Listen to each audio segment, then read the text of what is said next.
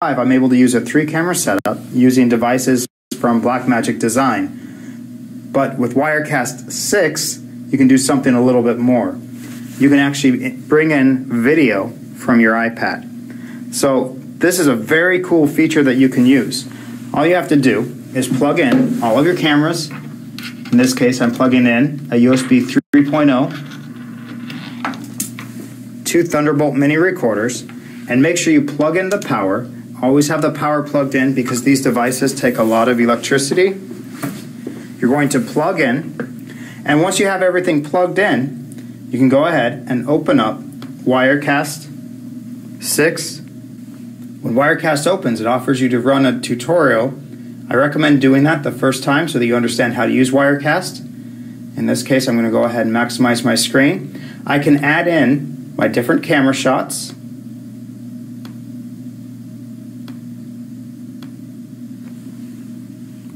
And the cool thing about Wirecast 6 is now they have an app built for the iPad. Now, as long as you're on the same Wi-Fi network, you can download the Wirecast Cam app for your iPad or iPhone. You need to have the iOS 8.0 or higher in order for this app to work. So you go ahead and open up that app.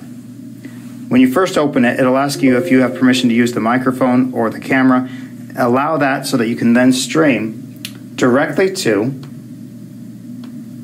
Wirecast. And so now you can see I have my iPad camera that is also showing you. This is the shot from my iPad.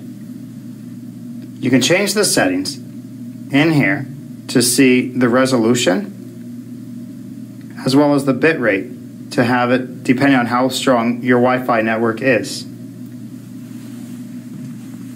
So now I can have my wired cameras and my wireless iPad camera. So there is a bit of a lag when you use the iPad versus using a plugged-in direct camera, a wired camera.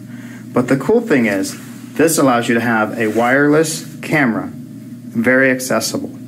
Recently I videotaped a high school basketball game, and I taped an iPad underneath the basketball hoop on each side of the court. And then I had a camera in the center court to get a wide shot of the action. And I was able to move the camera in the center and then switch as there was a drive or if there was a possession change. I was able to switch to the camera right underneath the basketball hoop wirelessly, and I was able to get a much better shot. Now, for amateur events such as high school sports, it's a perfect way to get different shots.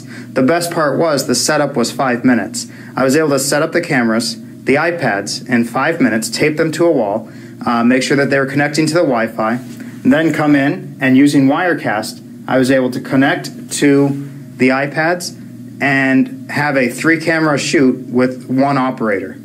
It wasn't professional video, but it did well for showing an event using multiple angles when there was only one person working the event. If you are going to use iPads, there's a couple of things that you can do.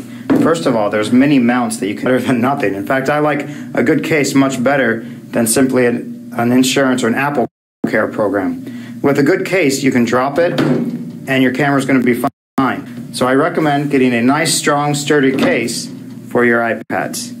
If you do use an iPad and broadcast over Wi-Fi, I've noticed that if you pan or move the iPad, the Wi-Fi signal gets lost quickly. If you mount the iPad